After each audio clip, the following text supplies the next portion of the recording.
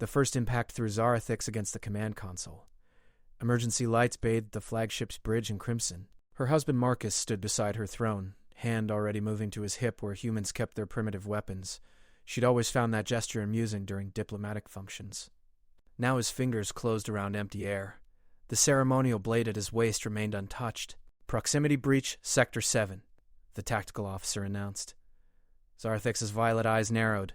Sector 7 housed the royal quarters. Their daughter slept there. Dispatch the honor guard, she commanded, her four-chambered heart accelerating. The Vryn Empire hadn't faced a successful boarding action in 12 generations. Her marriage to Marcus had been calculated to demonstrate strength through unprecedented alliance. The council questioned her choice. A human. Bipedal. Single-hearted. No natural armor plating. No telepathic capabilities, just soft flesh and strange eyes that changed color in different light. Marcus touched her shoulder blade, the respectful gesture he'd learned from her people. The service corridors? She understood immediately. He'd memorized the ship's layout during their voyage, asking questions her own guards considered beneath their station. 40 seconds faster than the main passages. Then I'm going. He moved toward the bridge exit. You're unarmed. Her translator chip rendered the words flat, but her secondary vocal cords carried the emotion her species reserved for moments of genuine fear. He paused at the threshold. I married a queen. Made a life in a place where water flows upward and purple is the color of mourning instead of royalty. Learned to eat food that should kill me and breathe air that burns human lungs during the first month? You think I did all that without learning how to protect what matters? The second impact struck amidships. Marcus disappeared into the corridor before she could respond. Zarathix turned to her tactical display. 6 breaching pods, military grade. The energy signatures matched Carthon vessels. Her empire's oldest enemy had been quiet for 17 cycles. This wasn't random piracy. Status of the honor guard? Engaged with hostiles in sectors 9 and 11. Commander requests permission to fall back and reinforce the royal quarters? Denied. Hold position? She studied the tactical map. The attack pattern was designed to draw defenders away from the center of the ship. Whoever planned this understood Vryn military doctrine. They knew the honor guard would never abandon their posts without direct orders from the throne. Seal all bulkheads between sectors 6 and 8. Full atmospheric lock. Her second officer's neck frills flared. Uncertainty. Your Majesty, that will trap anyone currently in those sections. Execute the command. She watched Marcus's location beacon move through the service corridor at a pace that should be impossible for someone unaugmented. Humans were classified as Category 7 on the Galactic Physical Capability Index. Vryn ranked Category 12, yet her husband moved like something built for speed rather than endurance. The tactical display updated. Hostiles entering Sector 7. 23 signatures. Marcus's beacon placed him 12 meters behind them. She had watched him in the training hall sometimes, when he thought himself alone. He practiced movements that reminded her of the combat dances her own people performed before war, but his style was different. Efficient. Stripped of ceremony. She'd asked him once about human military traditions. He'd smiled that strange expression humans used when remembering pain, and said he'd been a consultant before accepting her marriage proposal. She'd learned that humans employed euphemisms to avoid direct statements about uncomfortable truths. The door to their daughter's quarters appeared on the security feed. The hostiles carried weapons designed to penetrate Vryn armor, plasma projectors, molecular disruptors, military hardware that should require authorization from the Galactic Council. Marcus's beacon stopped moving. Zarathix's claws extended involuntarily. On the monitor, the corridor camera showed her husband standing in shadow. The hostiles hadn't detected him yet. They worked on the door's security panel with professional efficiency. Marcus stepped into the light. 3 seconds. That was all it took. He moved through the space between them like water finding cracks in stone. The first hostile dropped without understanding what struck him. The second turned, and Marcus had already displaced, his elbow connecting with the junction where the Carthon's armor met flesh. The molecular disruptor fell. Marcus caught it mid-descent. Zarathix had seen Vryn honor guards train for cycles to achieve that level of weapon familiarity. Marcus handled the alien technology as though his hands remembered the weight before his mind did. The remaining hostiles opened fire. The corridor erupted in plasma. When the energy dissipated, Marcus was gone. The surveillance system struggled to track him. He appeared behind the hostile formation. 4 more dropped. The molecular disruptor in his hand sang its terrible frequency. Lead hostile transmitted something. Reinforcements. The tactical display showed signatures converging from both directions. Marcus pulled something from his pocket, a small device. He placed it against the wall panel and the emergency bulkheads crashed down, sealing the corridor. Trapped, he'd trapped himself with the remaining hostiles. Zarathix activated ship-wide communications. All units converge on Sector 7. Maximum authorization. Lethal force approved. But she knew they wouldn't arrive in time. The monitor showed Marcus standing between 18 armed hostiles and her daughter's door. The soft human who quoted ancient Earth poetry during state dinners, who'd been so careful to learn proper bowing etiquette, who'd once apologized for hours after accidentally using the wrong honorific with a minor diplomat. That human smiled at the hostiles surrounding him, and Zarathix finally understood what her intelligence services had really meant when they'd classified his previous occupation. Consultant was the euphemism. The truth was written in the way he moved, the way violence became extension rather than action. They'd sent a predator to marry a queen, and everyone, including her, had been too polite to say it directly. The tactical display showed response teams 30 seconds away. The hostiles raised their weapons. Marcus rolled his shoulders once, the gesture small and human and somehow terrible in its casualness. Then he moved, and the security feed couldn't track what happened next. Only the aftermath appeared on her screens. Bodies, stillness, and Marcus, standing unharmed, manually overriding the door panel to check on their daughter. Zarathix's second officer stared at the monitor. "What is he?" She touched the command console, already composing the orders that would change how the Vryn Empire understood their human allies. "Married," she said. "He's married. And apparently that means more to humans than we understood." The corridor cameras showed Marcus lifting their daughter from her sleeping pod, his movements gentle despite the bodies around him. The child wrapped small arms around his neck. On the bridge, Zarathix felt something shift in her understanding of the universe. Category 7 ranking. She'd make certain the classification system was updated. Or perhaps humanity would remain underestimated. Perhaps that served everyone's interests better.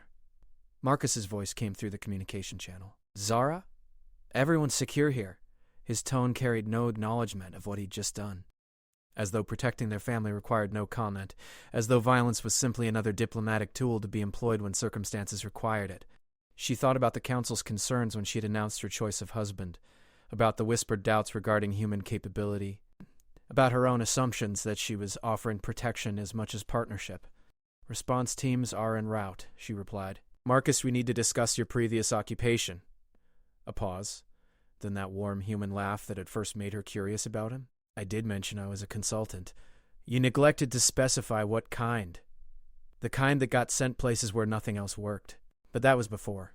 Different life. Different priorities." A rustle of movement. Their daughter's sleepy voice asking questions in the hybrid language they'd invented together. "Though I suppose some skills don't fade." Zarathix watched the tactical display update. The honor guard had secured all breaching points. The Carthon raiders who survived were being processed. Intelligence teams were already extracting information from captured equipment.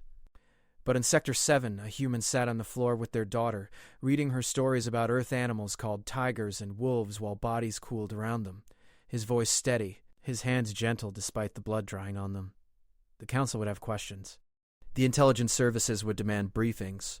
Her military advisors would want to understand exactly what kind of consultant the Vryn Empire had welcomed into the royal family. Zarathix looked at the monitor showing her husband and child, at the man who'd crossed impossible distance to protect what he loved, who'd done terrible things without hesitation and returned to gentleness without apparent transition. She would tell the Council what she'd learned. That humans bonded differently than other species.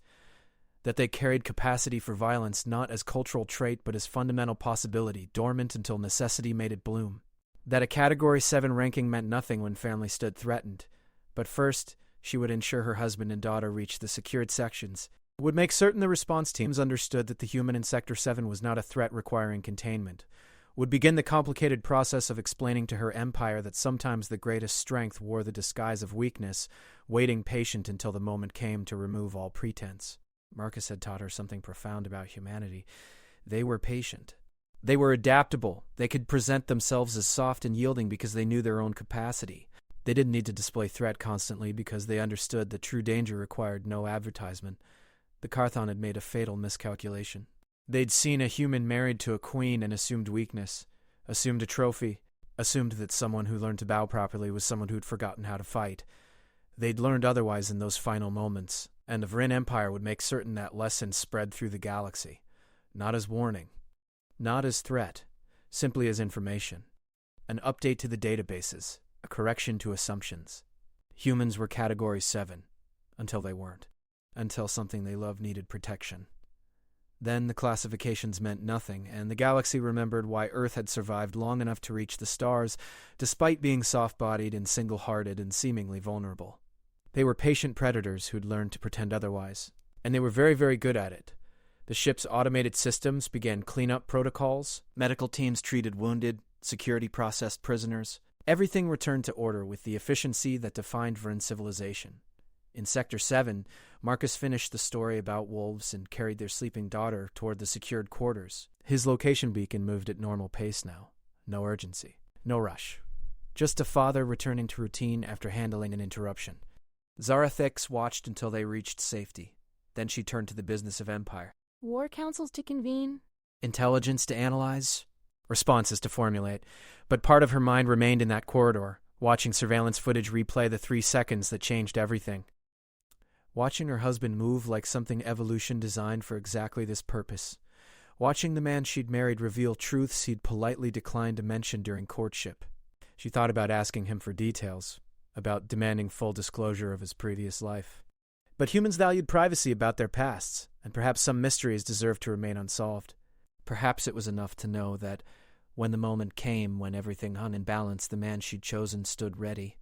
Category 7 ranking, she almost laughed.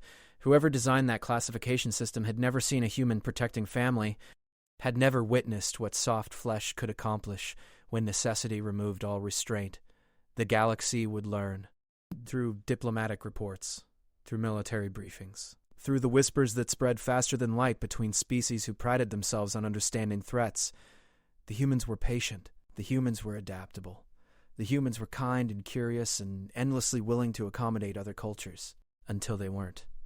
Until you threatened what they loved. Then patience became action, and adaptability became precision, and kindness was set aside like a garment no longer needed for the weather.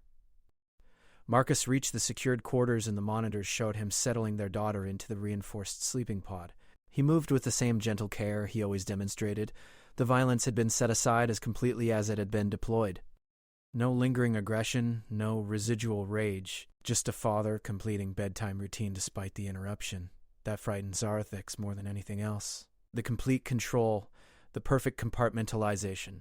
The way he transitioned between violence and tenderness without apparent effort. She'd married someone capable of that. Had brought him into the heart of the Empire. Had given him access to everything she valued. And somehow that felt safer than any alternative. Because Marcus had chosen this. Had chosen her, chosen their life together, chosen to leave whatever shadows had claimed his previous existence. His capacity for violence wasn't threat. It was promise. Protection offered freely and maintained quietly. The Council would understand eventually. So would the military advisors. So would anyone who thought carefully about what they'd witnessed. The Vryn Empire had gained something unprecedented through her marriage. Not just alliance with humanity, not just diplomatic advantage, but the presence of someone who could do what needed doing without hesitation or regret.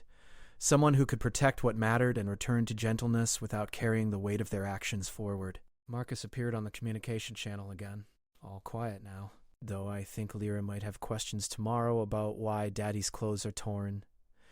And tell her the truth. A pause. That some people tried to hurt her and I stopped them? She's Vryn. We don't shelter children from reality. Different childhood than mine. His voice carried that peculiar human emotion called nostalgia. But I suppose that's what makes this interesting. Different species, different approaches, same fundamental goal. Keep the kids safe. Give them chance to grow up. Zarathix understood then what she'd never quite grasped before. Humans didn't develop their capacity for violence from aggression. They developed it from love. From desperate need to protect the vulnerable. From understanding that sometimes gentleness required foundation of strength. Marcus had walked away from whatever his previous life entailed. But he'd kept the skills. Kept the capability, stored it away like emergency equipment, hoping never to need it but prepared nonetheless. Tonight proved the wisdom of that preparation. The tactical officer interrupted her thoughts. Your Majesty, preliminary intelligence suggests this attack was sanctioned by Carthon High Command. Not pirates, not renegades. Official military operation. War, then?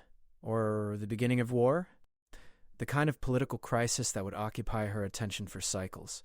The kind of situation where having a human husband with peculiar skills might prove valuable in ways the Council never anticipated. She looked at the monitor one final time. Marcus sat beside their daughter's sleeping pod, reading something on a data tablet, probably analyzing the attack vectors himself, applying whatever training made him a consultant to the problem of protecting his family.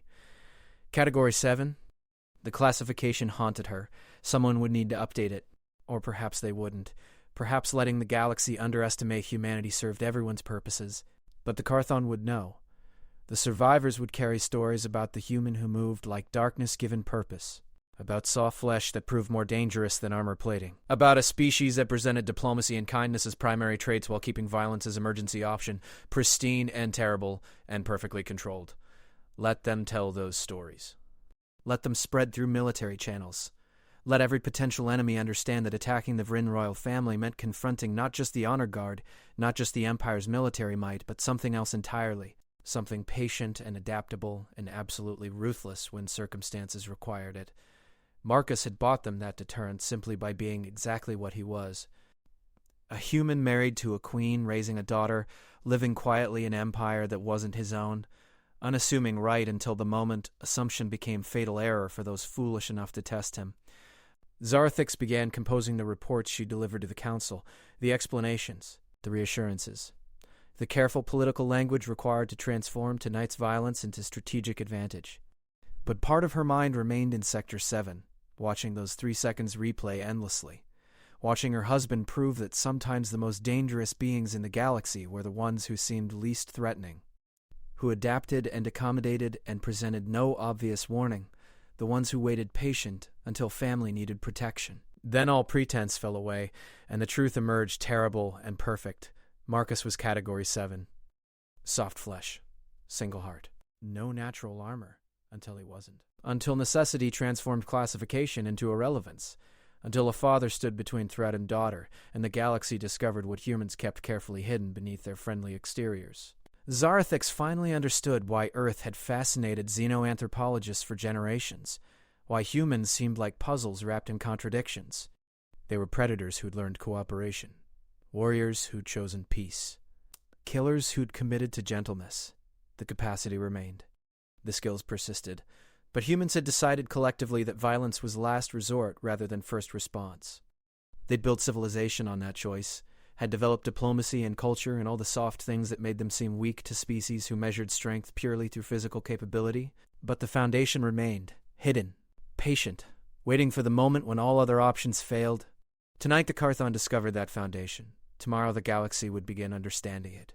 And the Vryn Empire would adjust its policies accordingly, accommodating this new information about their human allies. Marcus's voice came through one final time before the channel closed. Love you. See you when the crisis ends. 3 simple words. Human sentiment. The kind of emotional vulnerability that made other species uncomfortable with its directness. Zarathix replied in kind, using the human phrase instead of the Vryn equivalent, because Marcus had taught her something tonight. That sometimes the softest words carried hardest truths. That love justified violence when nothing else remained. That protecting family wasn't weakness disguised as strength, but strength so profound it required no disguise at all. The monitor went dark.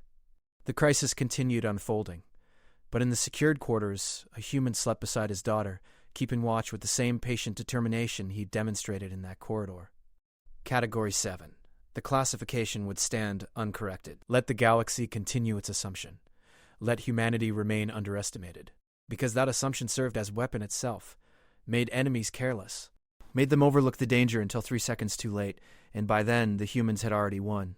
Not through aggression or posturing, but through patient preparation. Through skills maintained and carefully not advertised. Through capability kept pristine until the moment family needed protection. Zarathix returned her attention to tactical displays and strategic calculations. War was coming. The Carthon attack proved that. But she felt oddly confident despite the looming crisis. Because she'd married a man who'd been called consultant in whatever shadows he'd left behind. A man who knew how to protect what he loved. A man who could transition between gentleness and violence without apparent effort or lingering trauma. The galaxy would learn what that meant. Would discover that humanity's greatest trick wasn't their technology or their adaptability or their endless curiosity, it was their patience. Their willingness to seem weak while remaining perfectly capable, their commitment to peace built on foundation of terrible competence. Marcus had demonstrated that truth tonight, had shown the Empire exactly what kind of species they'd allied with, not through aggression or threat, but through simple protection, through being exactly what he was when circumstances required it. A father protecting his daughter, a husband defending his family, a human doing what humans did when all gentleness failed and only action remained. Category 7 classification? Zarathix smiled her species equivalent of dark amusement. The number was right, just the interpretation was wrong. They were dangerous, precisely because they ranked so low. Because everyone assumed weakness were capability-weighted patient, because humanity had learned the ancient truth that the best weapon was the one your enemy never saw coming. Marcus had been that weapon tonight, and the Carthon had paid the traditional price for underestimating soft flesh and kind eyes. Tomorrow would bring politics and strategy and all the complicated machinery of Empire responding to attack. But tonight, Zarathix allowed herself a moment of satisfaction. She'd chosen well. Had married someone whose depths exceeded surface appearance. Had brought into her family exactly the kind of strength that required no advertisement. The humans were coming. Not as conquerors. Not as threat. But as partners who'd committed to cooperation while keeping capability carefully maintained. Who'd learned to pretend weakness so perfectly that truth became surprise. And in galaxy where information meant power, surprise was currency worth more than any fleet. The Varin Empire had that currency now. Had Marcus and whatever secrets his previous life contained. Had humanity's patient deadliness waiting dormant unless necessity called it forward. Let the Carthons spread their stories. Let the galaxy hear about the human who moved like darkness. Let everyone recalculate assumptions about that soft-bodied species from Category 7 who'd somehow survived long enough to reach the stars. Zarathix would make certain those stories spread, would ensure that every potential enemy understood the truth. That attacking the Vryn royal family meant confronting something beyond armor and weapons and military tradition. It meant facing a human protecting family, and that, the galaxy would learn, changed every calculation.